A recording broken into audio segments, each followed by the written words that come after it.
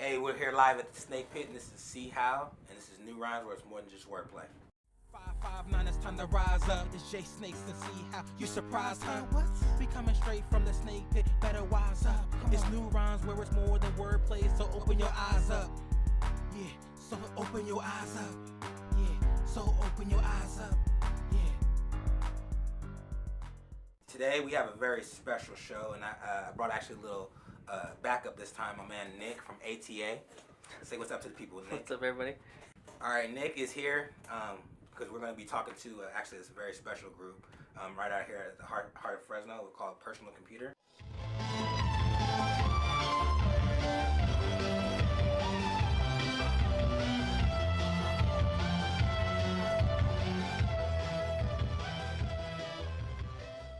My name's Raul Vasquez. I'm from Personal Computer. I play the synthesizer, and I'm a singer-songwriter in the band. William George, also playing, getting down on some keyboards and working on a lot of the electronics that we use live. Okay. So how long have you guys been playing together? We've been playing together officially since high school. Yeah.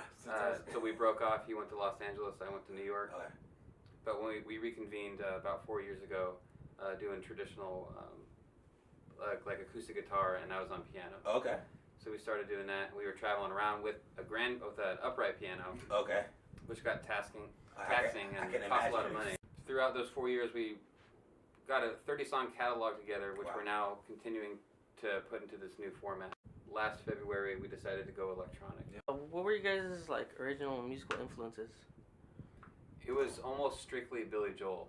That's seriously. Billy Joel. I think there was a summer between freshman or sophomore and junior year where me and him, when we were going to Roosevelt, Roosevelt School of the Arts is a school of the arts. Okay, so here in there, Fresno. rather than your popularity being the football player, Roosevelt's football team sucked forever, and so they didn't get the cheerleaders. It was all about who was getting that lead role in the musical, or who was gonna get that lead role in Romeo and Juliet. Yeah. Okay. So we were kind of enemies at first. Okay. We were checking each other from across the room, like, you got something good, so do I. And I wasn't playing music until then. Okay. I was singing in choir, but then I heard some Billy Joel tracks, and I was like, I got to get a piano. so I'm a huge Beach Boys fan. Okay. And we love those harmonies too, And funny thing, me and him, when we were in high school, we used to sing in a barbershop quartet. Oh, really? Yeah, Really? It's real. It's a real deal. That's how it became. We have this wide net of music interest. We love all music. I love Golden Age rap. I love Bach. Okay. You mean? Yeah. And everything in between. Yeah. If it's good, in my opinion, I think if it's good, it's good. Yeah. It reaches a mark, and if it's good, it's good. It could be country, it could be whatever. But if it's beautiful, guess what? You just know it, That's it. Good music is good music. Right. Indeed. It's a very simple thing, but very hard to achieve, right? So I respect it all, in all senses. How do you guys feel about the state of the music industry right now? Well, it opens the door for a lot of opportunities because it's broken down, and so there's a lot of reformatting. And anyone who, like a beginner, you can start where you want to. And a lot of networking stuff like that.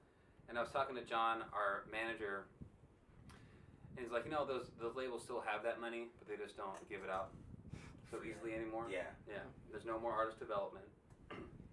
Depending on, with a major label. Yeah. You might be able to find that in a smaller label, which we have found, which is awesome. But really, it's up to us to progress and get better. Here's the thing, and music's gotten so, I think, streamlined and so online. I think once things got on Pandora, and your Spotify, your Reverb Nations, and basically slammed online, right? You got those music online, so people can easily rip it. Oh yeah. Okay, easily, because the technology allows them to. Yeah. So these companies come out like Pandora, like Spotify. Nothing against them. We'll probably put our music on there, but it's just you have to think twice, because if you do, you don't make money off your track. There's a community of people that will surround you once the correct energy starts being exuded. Yeah. If you tell the world, we're here to make art and music, and we're looking to make top-notch stuff, no matter where you are, I think people start coming around. Yes. Yeah. They start smelling it. It's like they're hungry. You know what I mean? Yeah. And they're like, what is that? And they go and they find that scent and they start joining.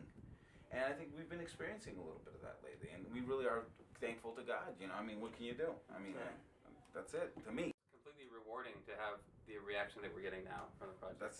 And it is the same as the old school way in terms of building a fan base, but now it's maybe even more important because when you build that fan base, that's the person who's going to decide whether to purchase your album or to just download. Let's say, for instance, if we sat down for a lunch today, and you can invite 2 artists, old school and a new school.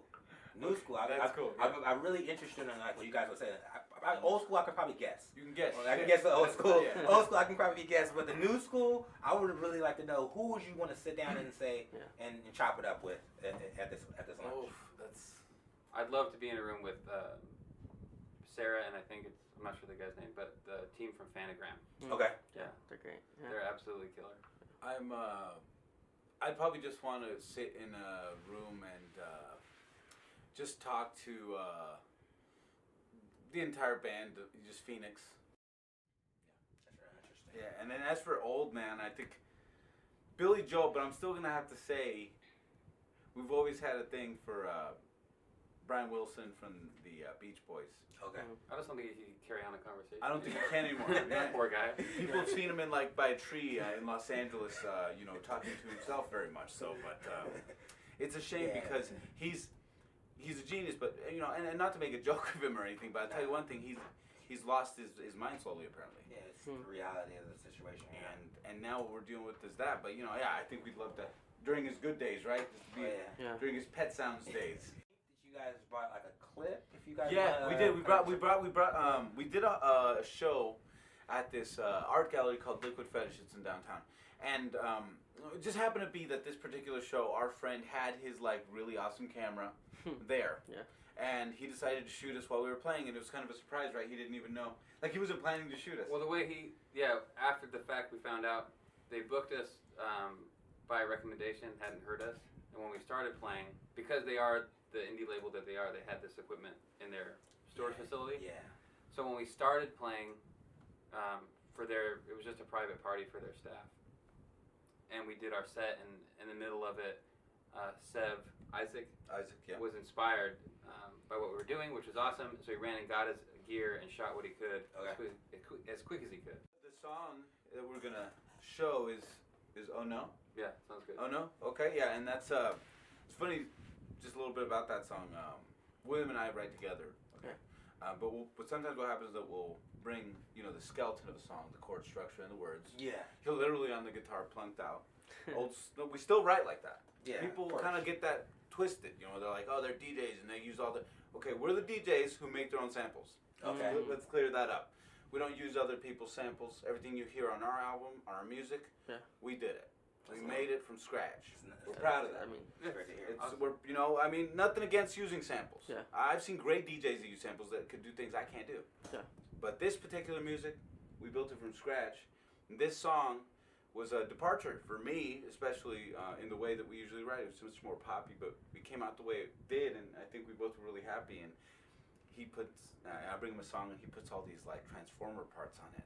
That's nice. It's like taking it to the car gym. Yeah. He makes it better. Yeah. I don't think if there was that trust between us, because he writes songs too, and he sings songs too, and you bring them to me, and he allows me to write. Yeah. And I think in the end, that's why we have such a partnership. Yeah. Because we're like, you know what? If there wasn't trust, we can't do anything. Yeah. Can't do it. You can't You're grow. stuck. So yeah, I hope you guys enjoy the music.